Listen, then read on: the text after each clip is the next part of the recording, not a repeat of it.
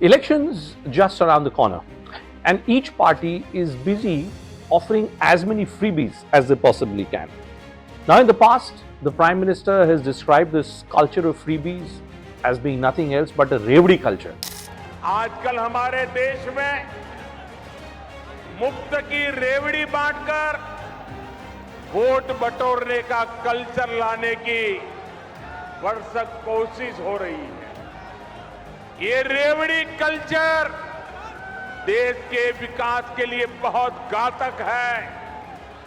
इस रेवड़ी कल्चर से देश के लोगों को और खास करके मेरे युवाओं को बहुत सावधान रहने की जरूरत है। रेवड़ी कल्चर वाले कभी आपके लिए नए एक्सप्रेसवे नहीं बनाएंगे, नए एयरपोर्ट या डिफेंस कॉरिडोर नहीं बनवाएंगे। Where more Rewdis you distribute, more the probability of people voting for you. The reality is that if indeed we are in Amrit Kal, if our growth is reaching the charts, which it is supposed to have reached, and if extreme poverty from our country has indeed been eliminated, as is being suggested by a report from Brookings, why then is there need for this Rewdi culture? On this latest episode of Rest of the Story, we'll take you behind the scenes and behind this data. Just look at this tweet. It was put up by the noted economist Shamika Ravi. And this tweet is based on a report which has been put together by well-known, celebrated global economists Surjit Bhalla and Karan Bhasin. What does this tweet tell you? It tells you that the overall proportion of extreme poverty.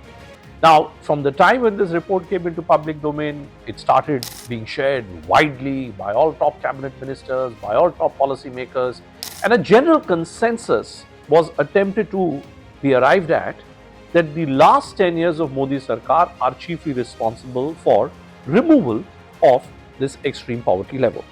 What is this extreme poverty level? Poverty levels being reduced now to below 3%, leading to a conclusion that extreme poverty levels are now a thing of the past in the country. The reality is this, that there was a new methodology pattern also which was created called the modified mixed recall period. It is different from the kind of data collection and the kind of data extrapolation models which have been used in the past. It argues that on an average, households are now spending more than over a 30-day time period. They're spending more than what they were spending, say 10 years back. It argues that on vegetables, on eggs, on fruits, on these commodities, people are spending more, and therefore the income levels have gone up, and that leads them to this conclusion that extreme poverty levels have come down. The data even shows a strikingly lower number of poor people in India at both thresholds than that which has been estimated by the World Bank. In other words, what this set of data points indicates is that the model which was created by the World Bank, which says that 10% of India is still below poverty levels, this report, which has been put together by Brookings Institution's authors like Surjit Bhalla and Karan Bhasin, it questions, it challenges that model, and it says that more people, both in rural areas and in urban areas, are spending more than what they were spending. Specifically, it also argues that in rural areas, the income inequality levels have also come down.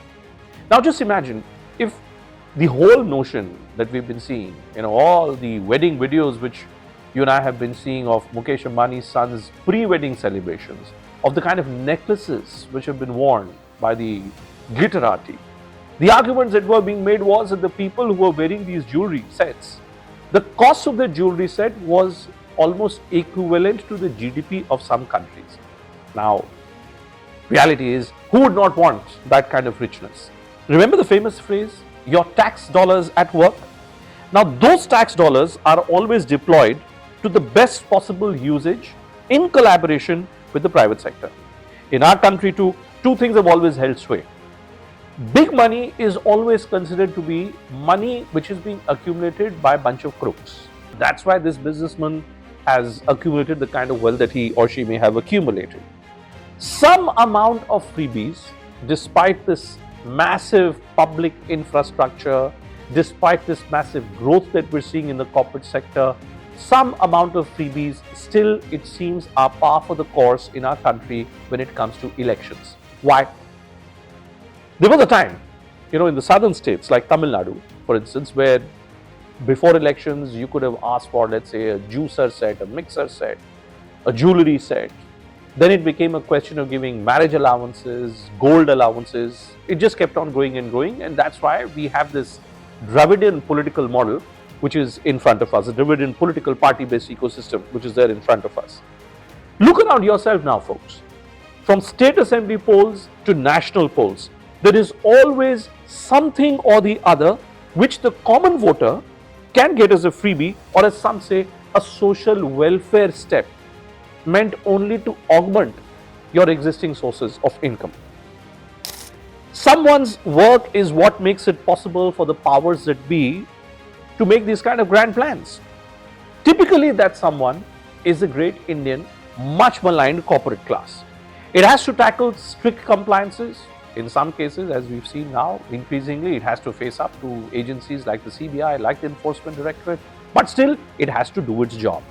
So make no mistake about it, when you see an infrastructure growth story around yourself, when you see airports around yourself, when you see higher volume of, say, railway tracks around yourself, when you see bigger ports around yourself, there is someone, not just your tax dollars, there is someone else's hard work also which is intermingling with your tax dollars.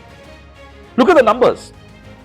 The percentage of road construction of India over the last years, according to government's own data, by the end of 2023, overall length of national highways increasing by 60%, reaching up to 1,46,145 kilometers, up from 91,287 kilometers in 2014.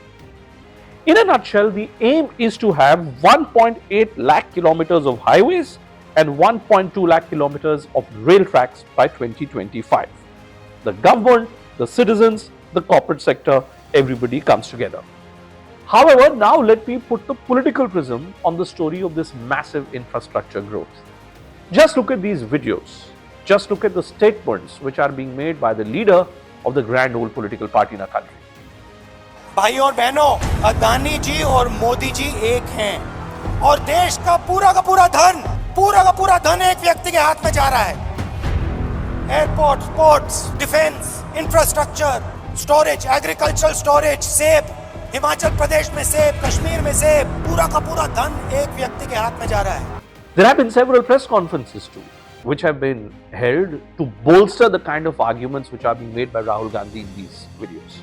और जब हम प्रधानमंत्री से पूछते हैं ये 609 से 2 कैसे पहुंचा, बस ये बता दीजिए रिश्ता क्या है, हमारी पूरी की पूरी स्पीच स्पंज हो जाती है। ये देखो रघुनाथ यादव जी हैं, ये ओबीसी हैं, पिछड़े वर्ग के हैं। यादव जी उधर देखिए, ये देखो ये क्या हो रहा है। किसी का जेब काटना चाहते हो तो सबसे पहले उसको इधर दिखाओ, उधर दिखाओ, ऊपर दिखाओ, नीचे दिखाओ। अब एक और आदमी यहाँ ऊपर, ठीक है।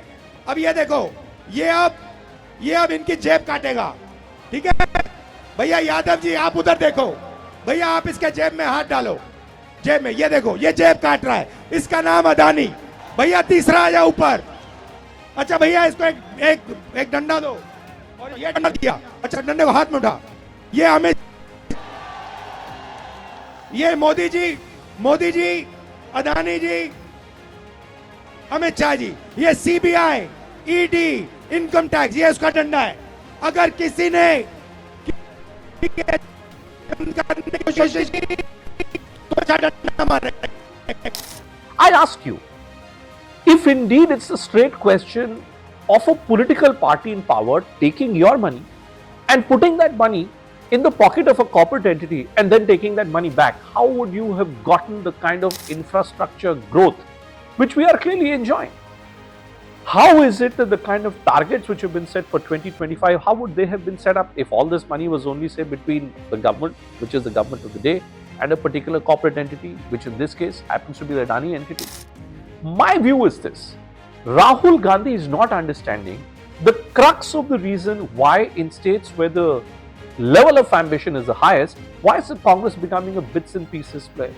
Look at the state of Uttar Pradesh, for instance, a state where the Congress was last in power almost 3.5 decades back. Today, it has been reduced to fighting 17 Lok Sabha seats in partnership with the Samajwadi Party. Its vote share has continued to slide down. Look at the other state of Bihar. It is true that joblessness indeed, lack of industrialization indeed is a major challenge in the state of Bihar. Where is the Congress party in the state of Bihar? Reduced to a distant number 3, number 4. Look at the other bigger states, Madhya Pradesh, Rajasthan, Chhattisgarh. Why is it that in these states where the level of ambition, the desire of industrialization is higher, why is it in these states at a national level the Congress party appears to be struggling? And can we forget the fact that just at the time when Rahul Gandhi was making all these statements against Gautam Adani, against several other corporate entities, his own former chief minister Ashok Gehlot in the state of Rajasthan was busy signing MOUs with Mr. Adani.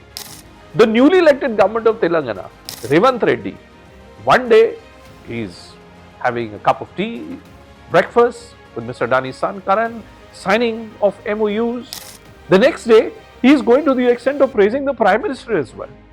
Is there not a case where the argument being made by Rahul Gandhi at the center is not finding any takers, is not finding any favor with people within his own party? That's the fundamental reason why Rahul Gandhi-led Congress party appears to be becoming a real sad story on the road to 2024 Lok Sabha elections. On the road to 2024, we will continue to bring you these stories of political contradictions. If Indian politics was fun, if Indian politics was color, well, Indian politics is also a lot about political contradictions. On the rest of the story, all this and much more. If you like this episode, do subscribe to the squirrels.in. You can follow me on my Twitter page, or you can look out for us on our Twitter and Insta handles.